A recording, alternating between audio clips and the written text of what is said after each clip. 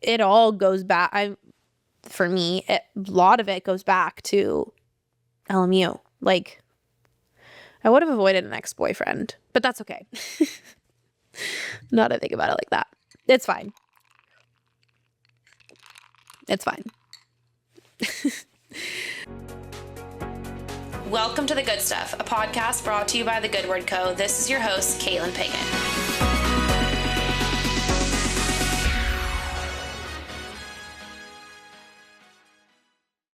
Hi, everybody, and welcome back to another episode of The Good Stuff, a podcast for anyone going through anything. I'm your host, Caitlin Piggott, and today we are going to be talking about the idea of almosts.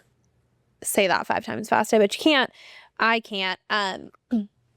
This is just like when something, I'm sure we all already can think of things that we wanted to happen and they didn't, or they really almost came true and didn't happen. And even though that can be confusing and sad and hard to like wrap your mind around in the moment, it usually works out in your favor more than you maybe like could have originally thought, or it just leads you to something else that was meant to happen that maybe was not even on your radar. And so, one second.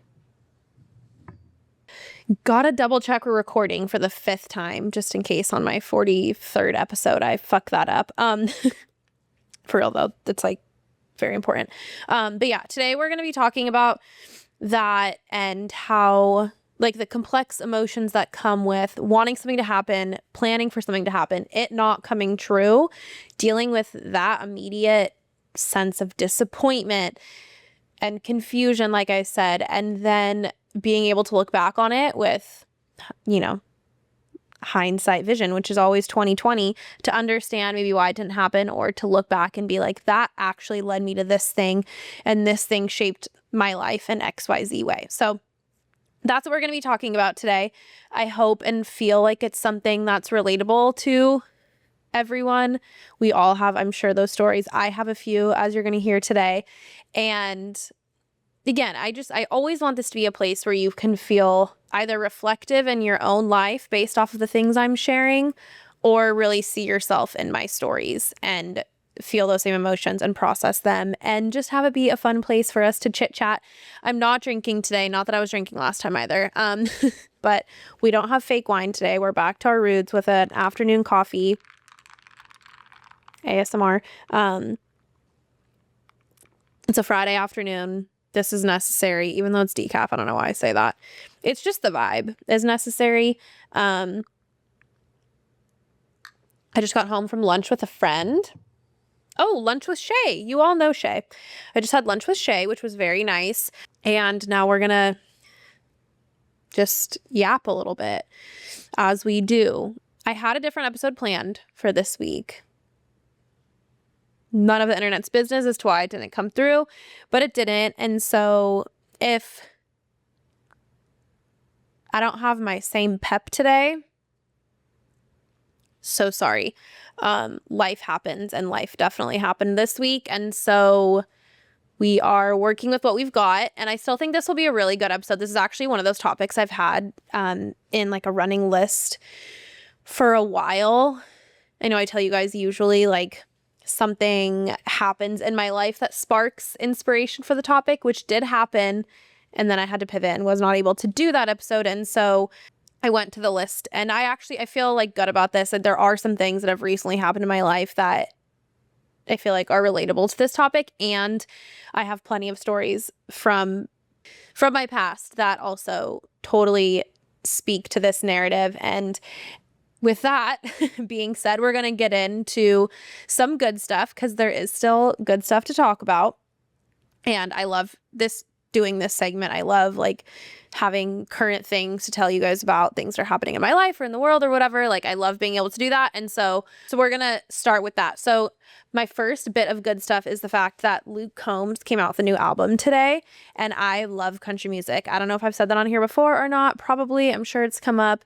I love country music. It's really the only music I listen to. Like, it's my favorite genre. And Luke Combs, I mean, even if you don't listen to country music, you've definitely heard his name. He is a superstar and like the nicest guy. So it might not come as a surprise at all that I listen and watch a lot of podcasts. I consume a lot of this content. And so I've been watching a lot of his interviews leading up this album release.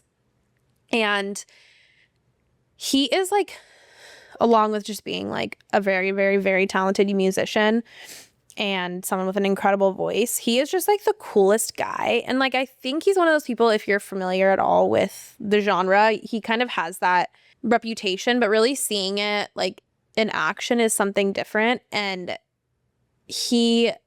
I've listened to like 3 or 4 of his interviews and they're all like very long form and very interesting. He's a very complex person and like just a really humble guy, for as humble as someone in his position can be. He talks a lot in interviews about, he has what's called like, I might get this incorrect, but it's called like pure OCD or like pure obsession, which is like a form of OCD. And it's very intriguing and he's very open about it and very passionate about it. And like just hearing him speak about that and like the way he loves his family and his wife and his kids and his mom and his dad and just like his whole story is very, very interesting. I'm sure his story is full of almosts where things like almost happened and then didn't, and it ended up being the right thing that they didn't happen. He's a very interesting guy. And it's so fun to see, like, obviously I am involved in podcasting, so I like this format of content, but I think one of the coolest things it does is it like lets you know people for usually just like a certain thing or a couple specific things. But when you do this kind of conversation, you get to know different parts of them that you just would not know otherwise. And I do think that's like my favorite part of doing this. And you all get to know parts about me you would not normally know. Even I think some of my best friends learn things about me when they listen to these or watch these episodes. And so it's really fun to get to do that with someone who like him, who we all just know him as a recording artist and a live performer.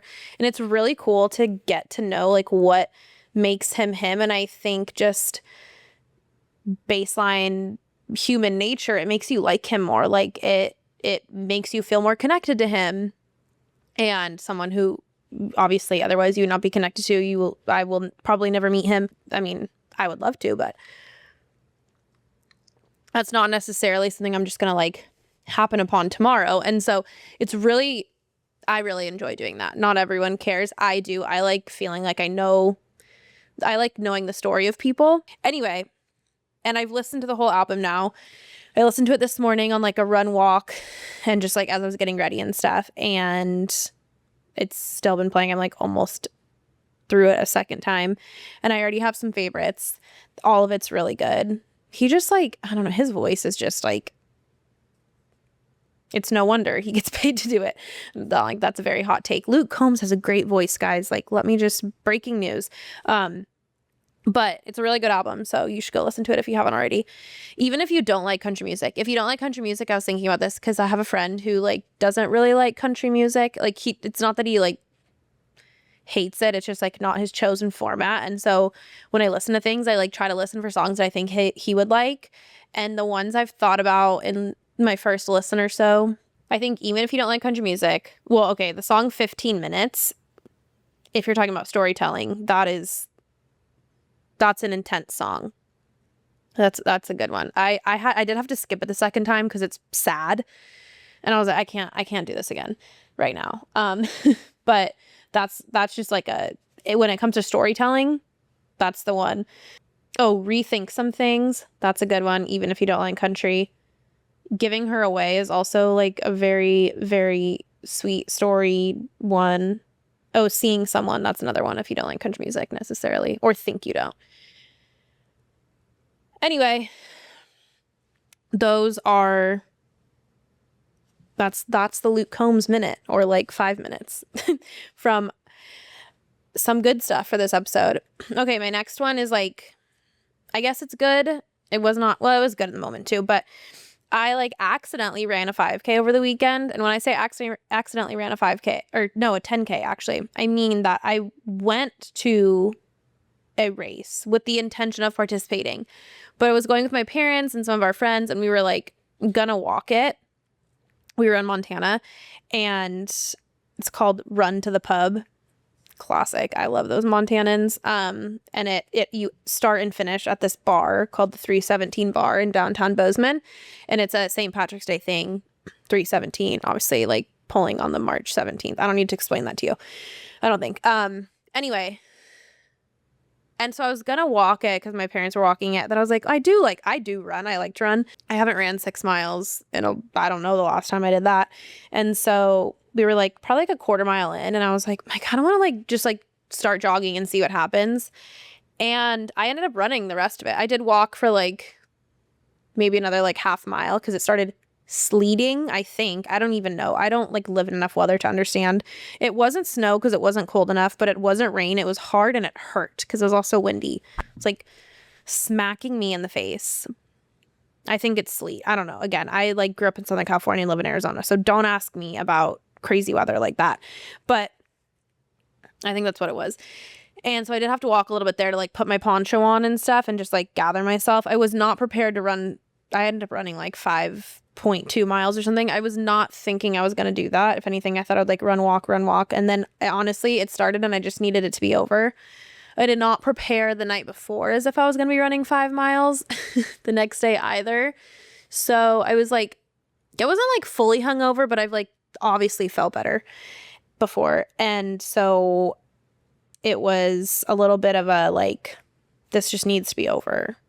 And it was like, it did feel good. Like the cold air, like it worked out. It was freezing. It was like 40, I don't know, like 40 degrees and like rain, sleet, whatever the heck that was. Then you're wet and then it's colder. I was cold. That temperature is cold to me. Had like gloves on and it was a whole thing. I'm not making this sound very positive. It's the good stuff because it was just fun and it like did make me feel proud of myself. Like, oh, I could just do that. I was very sore. I was pretty sore the next day for sure because I, again, just like had not prepared properly for that. They also had these drinks at the end that were so good. They were the Element Hydration Electrolyte brand, which I've seen those in like the packet form before, but these were like sparkling waters almost with like, or I don't know, some sort of, I guess it was water, like a sparkling electrolyte beverage. Very good. And that definitely was helpful, I think, considering the fact that I like was probably dehydrated from the night before and then like ran for a long time. So anyway, it was really fun though. And it's always good to like support a fun cause. Obviously that's important to me and something that I like to do all the time. So it's fun to get to do those kinds of things from the other end, because I feel like normally when it comes to events like that, I'm on the other side, like putting it together. So it is fun to get to enjoy one every now and then and give back and do a good thing. So those are my 2 good things from some good stuff for this episode. And now we are going to get right into the topic.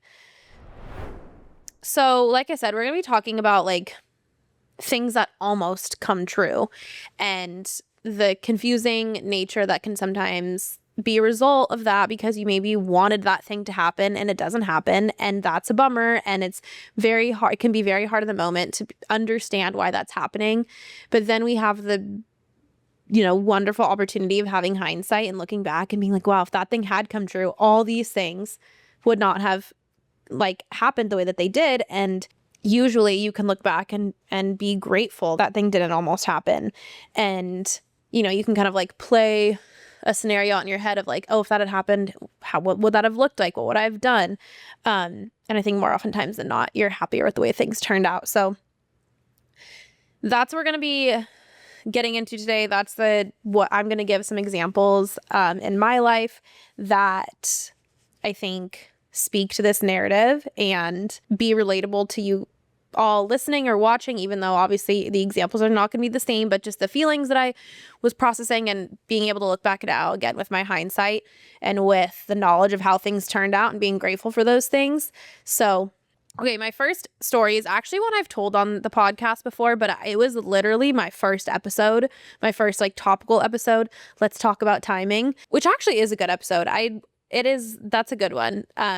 the quality of it is not going to sound as good as most of my others because I was still figuring out how to work the equipment, how to edit properly, all the things. Audio quality is not the best, and I'm sure I've gotten way better at the craft of podcasting since then, but that is a good listen. So anyway, I've told this story on there before, but I feel like there's enough new listeners and viewers of this that a lot of you probably haven't heard this story, and even if you have, you heard it like a year and a half ago, so I'm going to tell it to you again.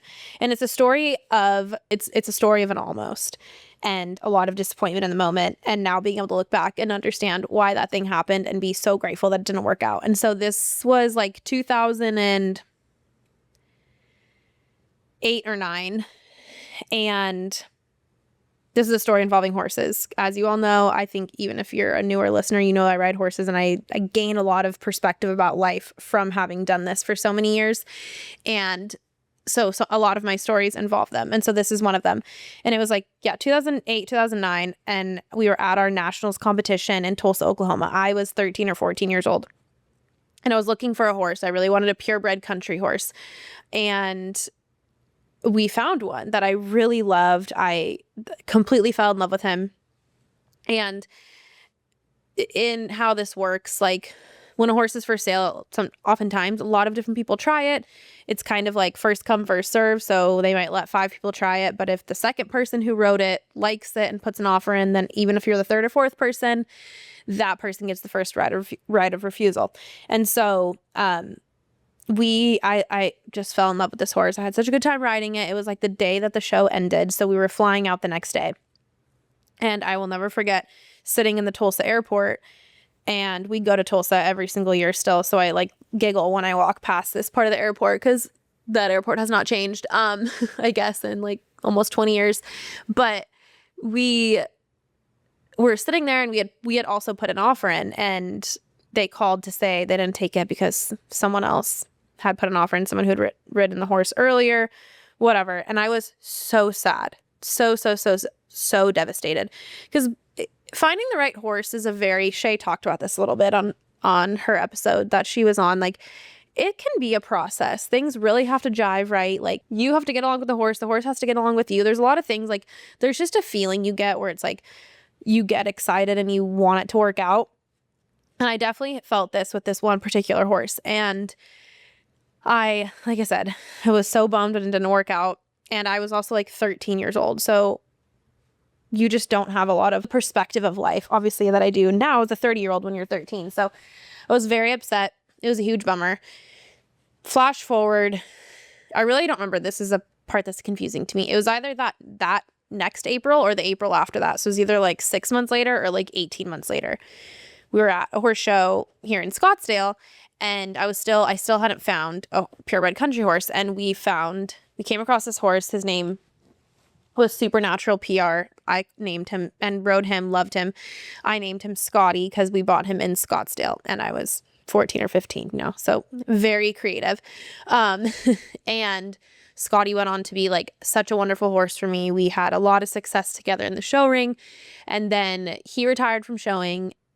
I was like in college, I think. And he lived at home for a little bit. And then he ended up being the first horse that we sent to an organization called Taking the Reins, which is a an organization that's very close to my heart. They're actually a client of mine as well, like very integral part of my life, if you will. And in that program, Scotty took to it so quickly. And it's an organization where they serve mainly inner city girls. They teach them horsemanship skills. They have a garden that they tend to. They learn how to cook fresh food. They get educational support. They get help with college applications. They have leadership opportunities through junior boards. They learn environmental science initiatives. It's just like it's a wonderful place. And Scotty was there and really thriving. And there was this young girl, a student there. They serve kids ages 16 to 18. So she was in high school. Her name's Danielle. And the two of them just like really, really took to each other. And she would go see him, I think, almost every day.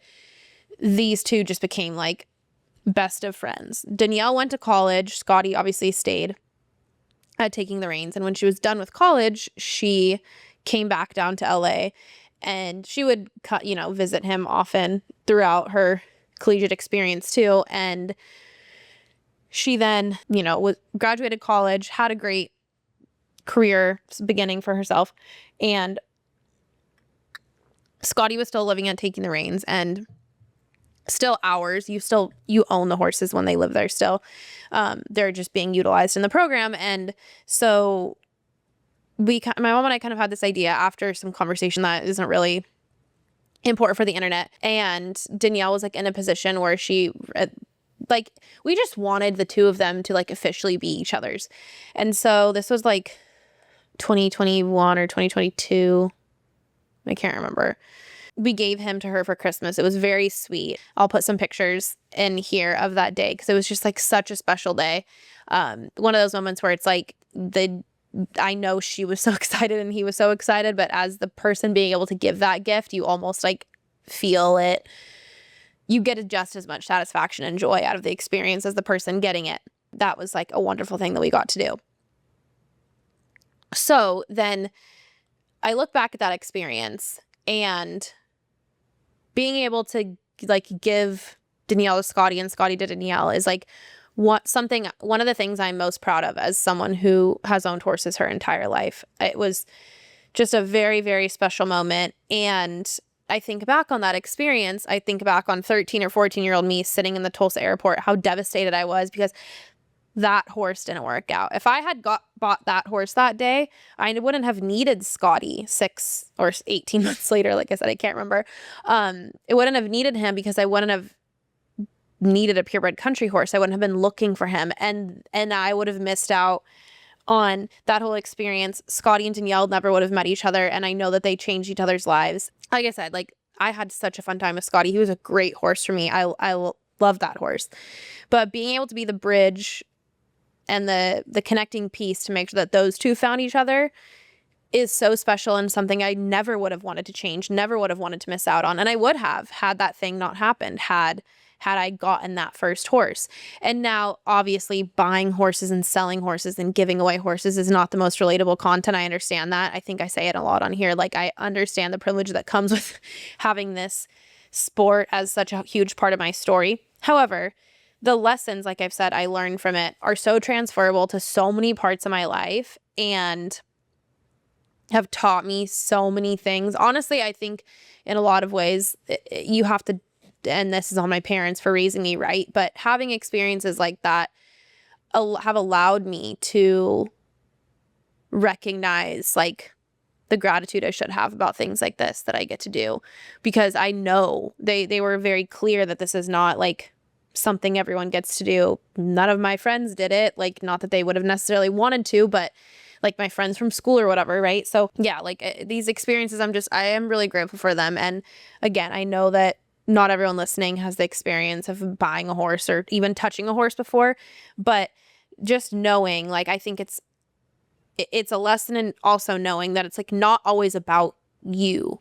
My mom says this to me a lot. Like, you're not always the most important part of a story.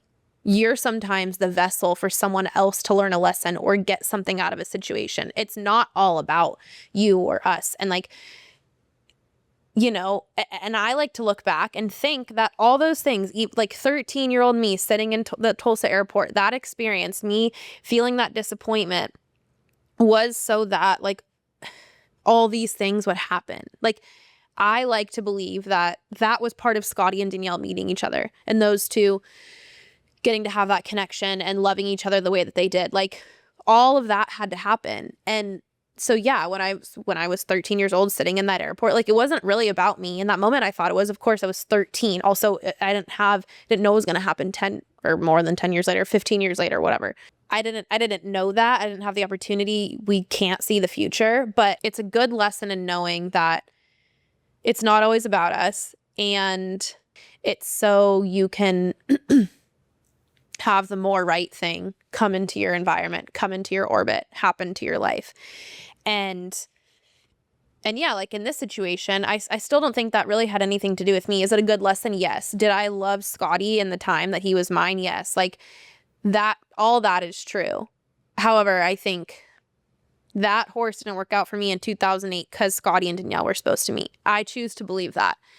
And I'm being used in that situation. My disappointment, my confusion of being 13 years old is being used. Again, it didn't really have a whole lot to do with me. Is it a good lesson? Sure.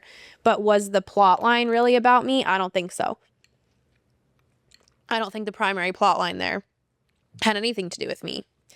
It had to do with the two of them. And I'm grateful that I was used in that way. Because like I said, it's something I'm like, it's just close to my heart and something I'm very proud to have been part of. But it, yeah, you never really know why things are working out the way that they are. And really if they have all that much to do with you, or if you are being used in someone else's story. So anyway, that's the first story I have to tell under this umbrella. Hey guys, big day over here at The Good Stuff because I have my first ad and I could not be more excited to tell you about it. This is an exclusive offer from Hammer and Clay, which is my favorite place to shop for handmade pottery. Every piece is crafted with love and care by artist, owner, and my friend Julia Needhammer out of Flagstaff, Arizona. Hammer and Clay specializes in dishware and decorative pieces, including bowls, mugs, platters, planters, bookends, and so much more. When my grandfather's horse passed away last year, I asked Julia to make a vase and incorporate his horse's hair into the design. She did this through a burning process called raku, and not only did she teach herself this technique, but she also surprised me by making 3 vases, one for my grandpa, one for me, and one for my mom. I have several other things from her, and they all make my home feel so special. I love that each one comes with a story. You too can commission a custom design or shop a wide variety of pre-made items by visiting hammerandclay.com. That's HAMMERANDCLAY.com. This podcast is supported by Hammer and Clay. The next one, this one might be a little bit more relatable to people. So in high school, I don't know, maybe this started like my sophomore or junior year, I guess maybe junior year, I became obsessed with Pepperdine University. Pepperdine is where they filmed Zoe 101, I'm pretty sure. Yeah, it's a school in Malibu, literally on a cliff on the side of the mountain or whatever. I guess not on the side of a mountain, on a cliff, overlooking the ocean, like pristinely, beautifully gorgeous campus. It's a private religious school, just gorgeous. And I don't know if I've talked about this on here all too much, but my pretty much entire family, I have like 10 direct relatives who went to Whittier College. And my dad was the baseball coach there. My brothers played baseball there. My mom went there. My mom, my dad, my brothers, I guess just one of my cousins, my grandparents, a couple uncles all went there. A lot of people. And I'm the youngest. I think I've said that on here plenty of times. I'm the youngest. Like I have 2 older brothers. And so I like grew up spending time at this college. Like I joke that I could have given you the tour of the campus. And so I kind of made it a thing. Like I didn't really want to go there. Not because I think it's a bad school. It's a great school. I just was like, I would like to do something different. And another thing, like I also grew up in the same school district and school system that my mom had worked in and was the principal of a school and served on the school board. And I went to all the same schools as my brother. So I'd spent my life, not that this is a bad thing, it's just the reality of what my life was. I'd spent my life being like my, Jim and Allison's daughter or Drew and Kevin's little sister. Because your life until you're 18 is school. And so I'd go to school and I'd be like, have teachers, my kids, I'd like have teachers my brothers had, or have teachers my mom had been their boss, or just whatever. Very small community. Everyone I met, I kind of met in that context. And that's okay. Again, it's not like, it's just the truth. I'm the youngest kid and my mom worked in education. So that's how the cookies crumbled for me. Not a bad thing, just the truth. And so I kind of had reached this point where I was like, I just like, this is a theme in my life, I think. I want to know. It's not even that I like was rebelling or like trying to do like, it wasn't even about, again, like not wanting to go to that school for the fact that I didn't like the school. It was like, I needed to prove to myself that I could do something different, that I could go be just Katie on her own, have no like relation to someone else or feel like I got something because of something outside of my own merit. And so I'd kind of decided, I knew I didn't really want to go to that school. So I had to do some research which wasn't an experience I was used to seeing that had been modeled to me. Both my brothers played baseball and they wanted to play baseball there. So like their college experience, searching for college experience is very different than the one I was experiencing. It was just like, that's where they were going to go. And so anyway, I'm like looking into schools, whatever. I find Pepperdine. I fall in love. We go on like a tour. I don't know, my junior year, I think. I buy all the merch, sweatshirt, long sleeve, those little like, like the little like collegiate flags. I mean, I had everything, stickers, you name it. Like I had Pepperdine merch. That's where I was going to go. And here's the thing, like I was a good student. School came pretty easily to me. So I had plenty of like academic accolades to get into this school. It's not, they don't accept everyone, but like I was plenty qualified from an academic standpoint to get into this school. So I really felt a lot of confidence in the fact that that's where I would be able to go. So I still applied to a lot of places. So flash forward to my senior year, I'm applying to schools and I did some like early decision schools. So I had been getting decision letters like starting like December or so, which was cool. I was like, great, I know I'm going to get to go to college, whatever, but Pepperdine's wasn't coming till the spring. They didn't do early decision, or I didn't apply the way. I don't really remember. I was getting their decision in the springtime. And like I said, I was like, I don't know. I had like a 4 point something GPA, like over a 4.0. Like there was really not a reason to think I wasn't going to get into this school. And that's not a knock on Pepperdine, or I'm not trying to inflate myself. I'm just giving you the facts. Like I did pretty well in school. And so I will never forget this day. I was getting ready to go to my best friend Maddie's cheer competition. She had her like nationals. It was at the Anaheim Convention Center every single year. And I was gonna go to that. It was like, it must have been like a Friday. Whatever. It was a Friday. Like that was a Friday night that I was gonna go to that. So it was like Friday afternoon after school. And I pick up the mail. It must have been a letter. It was 2013. I'm sure now it's all emails, but I think this was a letter. And I get the mail and it's from Pepperdine. I'm like, oh my gosh, I'm so excited. And I was by myself and I just opened it. Cause again, I was just like, oh my God, this is like gonna be like whatever. And it says, you have been waitlisted for the 2023 fall semester. And when I say I cried, like that's an understatement. I was so devastated because like I said, I had started to like envision myself living there and like what dorm did I want to live in and what was I going to study and what was my life going to be like and what was my commute going to be like when I wanted to like come home for the weekend or whatever. I was 15 steps ahead. And I just thought, no, being waitlisted is also like not a no. It's basically like if like as people start to say no to us, like you'll fill in, like if we have space for you, once enough people say no, like you can come to our school. And I was devastated and I cried and I remember I was like, pull yourself together. You got to go to Maddie's cheer competition thing. And I did. And I don't remember when I told my parents. I think before I went to like Maddie's cheer thing, this is when it gets foggy, but I must have told them, then gone to the thing, cried with them too. And, the next morning, and I was like, I was whatever, 17. Yeah, I was 17. And so like, I was a teenager and I was just like convinced my life was over. My parents were wise to not try to like give me too much perspective in the moment. But then that next morning, I was so dramatic, guys. Like the next morning, I'm like going on this long walk. My parents were like, Kate, do you want to like take a walk? And I was like, I guess, like really, really thinking I was in a movie or something. So we go for this walk, and the very first school I got accepted to in December, like before Christmas, was LMU, Loyola Marymount.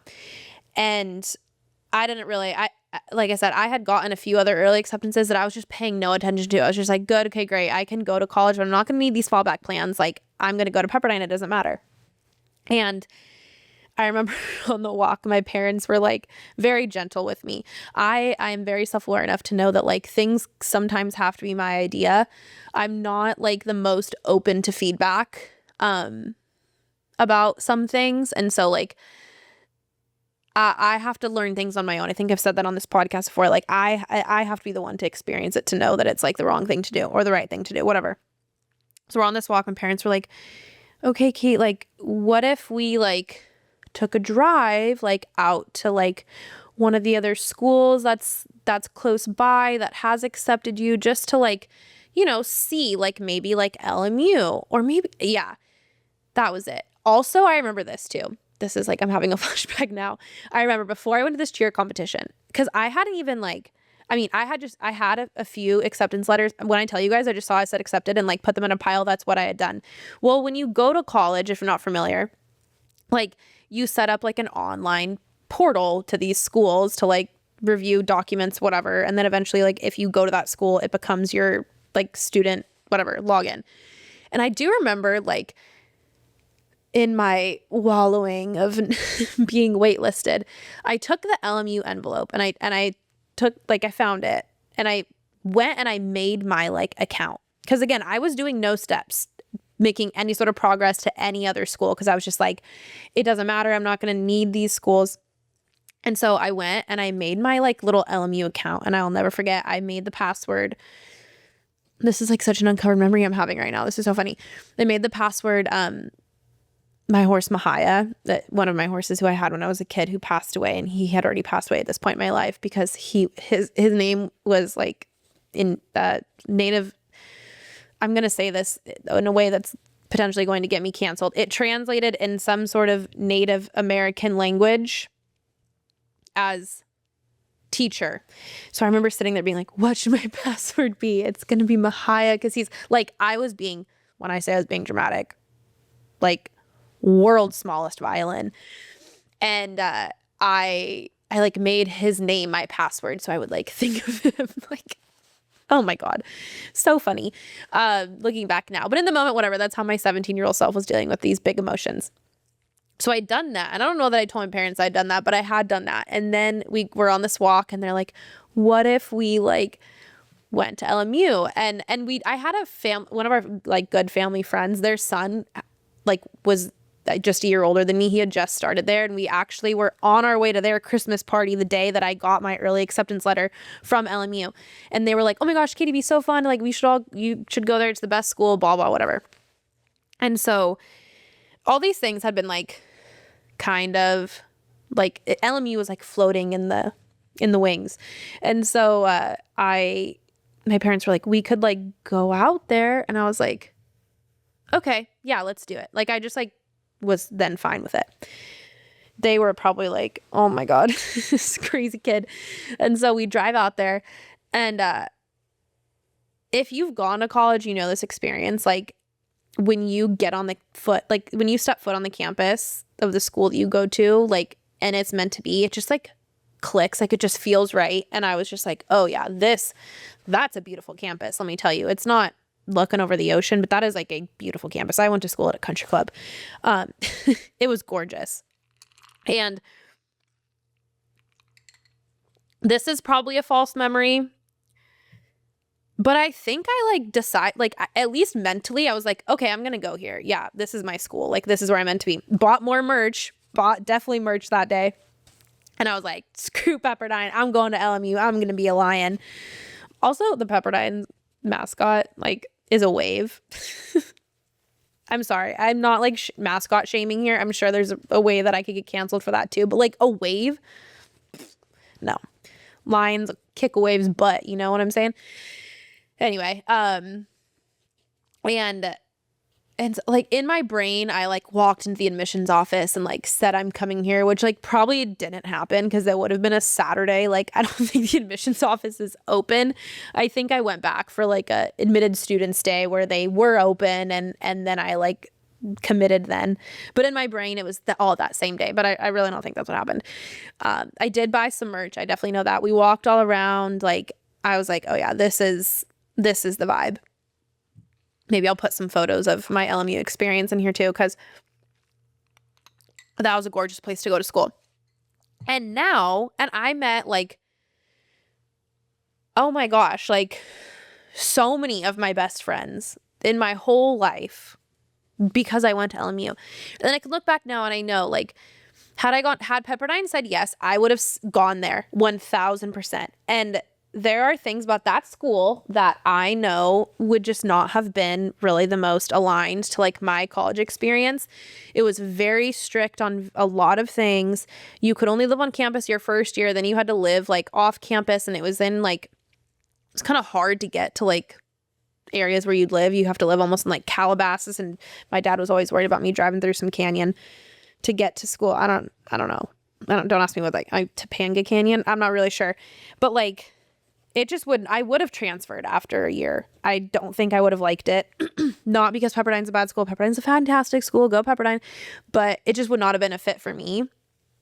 LMU ended up being the perfect place for me. And I met, like, I cannot imagine my life without the people I met in college. And now I'm sure, like, I feel like, you know, I would have made good friends no matter where I went. But like, let's say I'd gone to Pepperdine and transferred a year later, I wouldn't have met the people I met because I met, like, I was neighbors in my freshman year dorm, or roommates with my freshman year with like my best friends. Like I wouldn't have met them. I don't know. It stresses me out thinking about it. So I'm so grateful that Pepperdine said basically no, almost, I guess they kind of literally said almost to me, not even just a no, just a maybe.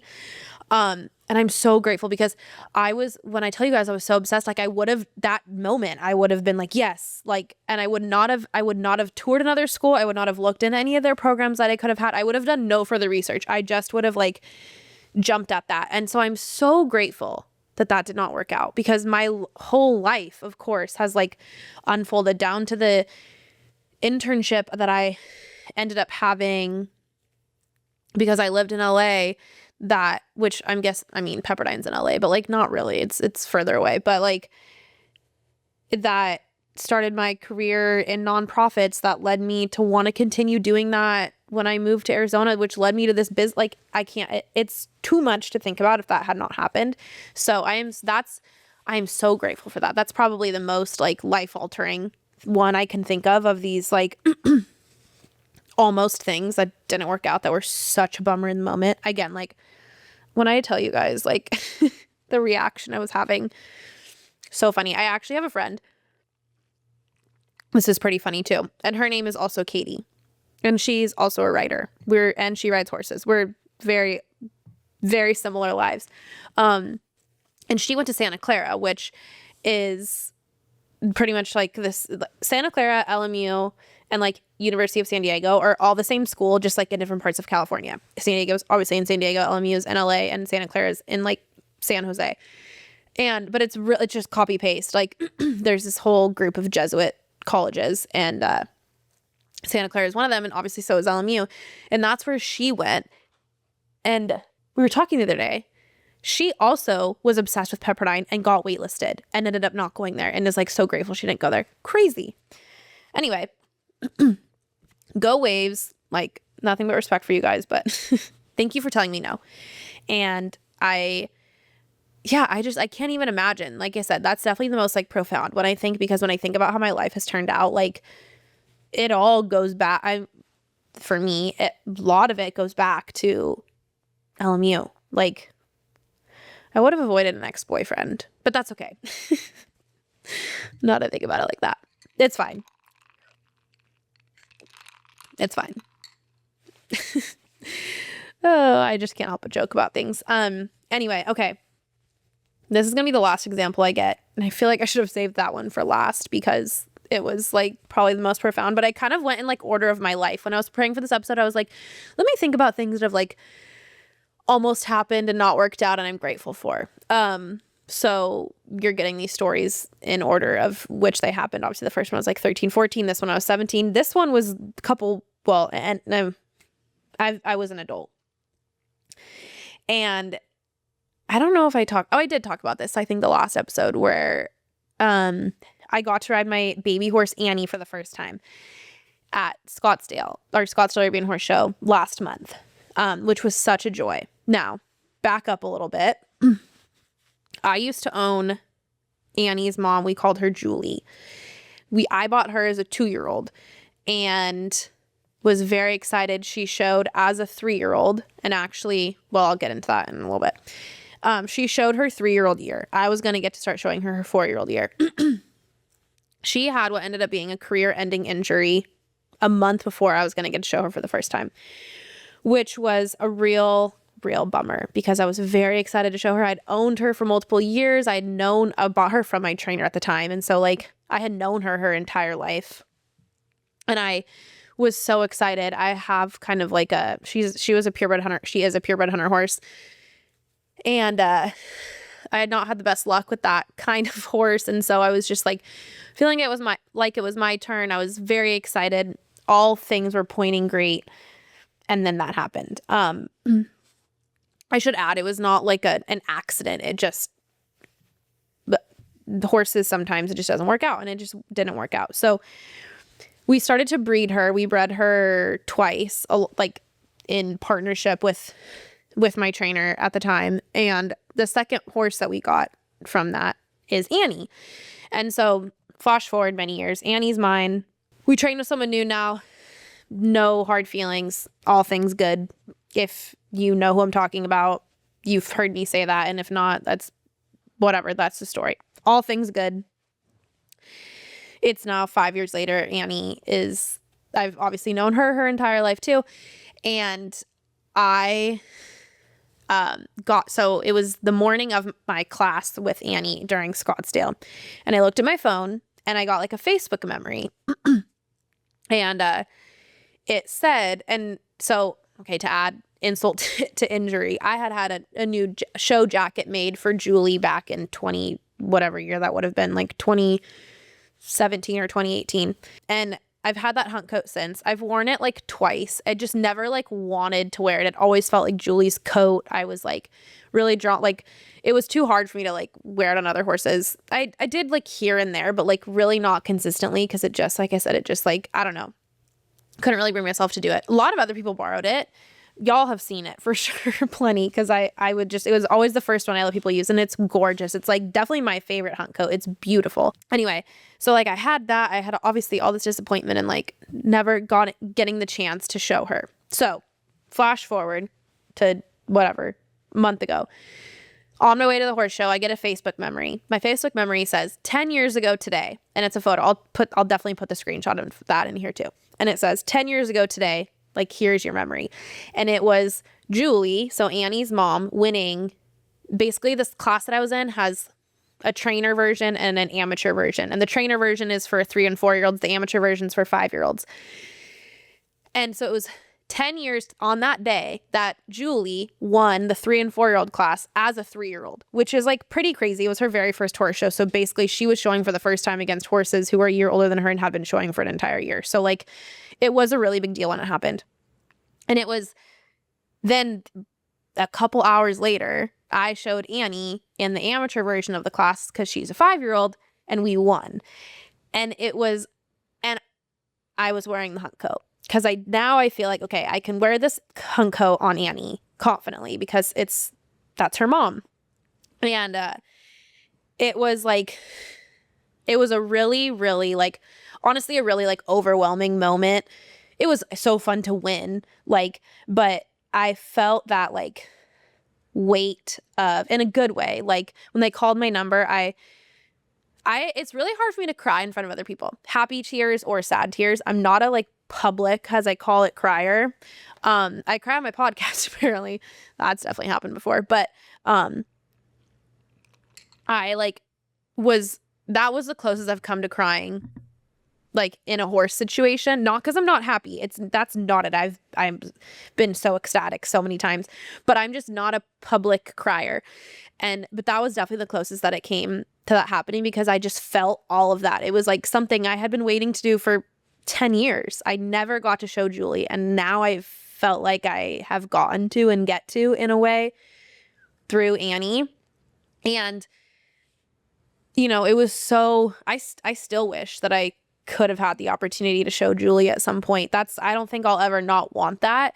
I'm not grateful that happened, but had that not happened, had she been a successful show horse, I wouldn't have bred her 2 years later and gotten Annie. And I wouldn't now have, like, she's had many other amazing babies too. I get to meet one of them soon, I think, actually. I'm very excited. That would not have happened. That moment wouldn't have meant what it does. Me getting to show Annie and enjoy her wouldn't mean what it does if even I had bred Julie as a healthy 7-year-old. Like, it just wouldn't feel the same. I'm grateful for the fact that Annie means what she does to me, because with anything in life, right? Like, you do something long enough and things just, it becomes routine. It becomes like just what you do. It happens in work. It happens in relationships. Like, it happens. We all do it. We're all humans. Like, when we start to do things in a patterned format, we get used to it. And I think that happens also. It happens in showing horses. Again, not that I don't recognize my privilege in being able to do this. That's not it. However, it is just part of who I am and something I'm so lucky to get to do. But like anything, even things you're lucky you get to do, it can become like hamster wheelie-ish. And this isn't negating any experience I have or haven't had or whatever. Like, it just, Annie has it. I'm just grateful I have something that means that much, because I think in a lot of ways, like, she has not reignited, because it like never went away. It's just like, you don't get to have firsts often in something you've been doing for 20 years. Okay. I've been showing Arabian horses competitively since I was 10. I'm 30. So it's not often. I don't get to go to my first nationals again. I don't get to show my first type of this class again. I don't get to I don't get to go, it's not like you don't get to do a lot of things for the first time when you've been, like I said, when you've been doing something for this long. I have shown horses we've bred before, but any of the horses that I've shown that we've bred have been predominantly my mom's. And so Annie is the first one that I've bred that's predominantly mine. I've never gotten to do that. That was the coolest thing. I want to do it every day. That was what I said when I was done with that class. I was like, I want to do that every single day. Like, I just had so much fun, and I am grateful for the perspective that her life has given me, and the gratitude I feel when I show her. And I'm really grateful for the fact that it is such an emotional experience every time. I'm happy about that. And I couldn't have known that, obviously, when I'll never forget either. I was actually in the LMU gym. I remember when my trainer called me to say that Julie had hurt herself and I wasn't going to be able to go to, at that point, we just thought, oh, you can't go to Scottsdale. I'll never forget that. That was such a bummer. And then as it developed, we realized she wasn't going to be able to be a healthy show horse. And that was never going to be worth it to us. And so we decided to start breeding her, all those things. But again, not grateful that I never got to show Julie. That's not my takeaway from this experience. But I am so grateful for the double joy that I get to feel riding and showing Annie. And I know that would not have happened had Julie's story turned out differently. So anyway, that's my it's my last sentimental almost story, and just being grateful for things not working out in the way that I initially would have wanted. Because I think there's a lot of, oh my God, I thought this episode was going to be 20 minutes. I did not feel like I had anything to say, and it's been almost an hour. I got to wrap it up. Okay. Anyway, those are my 3 stories about things almost working out and not, and why I'm grateful that they didn't. I hope that you all took something away from them. I think it also speaks to this concept that I try to practice and notice more. I think it's something I've learned from romantic relationships too, is the difference of what you want and what you need. I think this is most applicable to the Pepperdine LMU situation. I wanted or thought I wanted to go to Pepperdine, but I needed to go somewhere more like LMU. I can look back now and be like, oh yeah, that's what I wanted, but what I needed was that. I can look back at relationships. I wanted those things. I know now what I really need in a relationship, and you're grateful for that. And I think you learn that kind of perspective going through things like this, having things not work out the way that you wanted, and understanding that that's usually for the better, or for some sort of goodness that is going to come to you. And so anyway, that's all I really have for you guys today. Thank you so much for listening. Be sure to subscribe on whatever platform you listen to podcasts on, follow the good stuff on YouTube, subscribe on YouTube, watch on YouTube, share this episode with a friend or friends. Follow the good stuff on TikTok or me on TikTok. Follow the good stuff and the good word on Instagram. Both of them are just at the good stuff, at the good word. You can pretty easily find them. And thank you so much, and I'll talk to you guys next time. I have a confession, and that confession is the fact that I'm a horse girl, and I've been a horse girl my entire life. Now, you might be thinking one thing about me when I say that, and I bet I can prove you wrong. Go watch my episode about how showing horses for the last 20 years has shaped me, and redefine what you think of horse girls. We're not that crazy.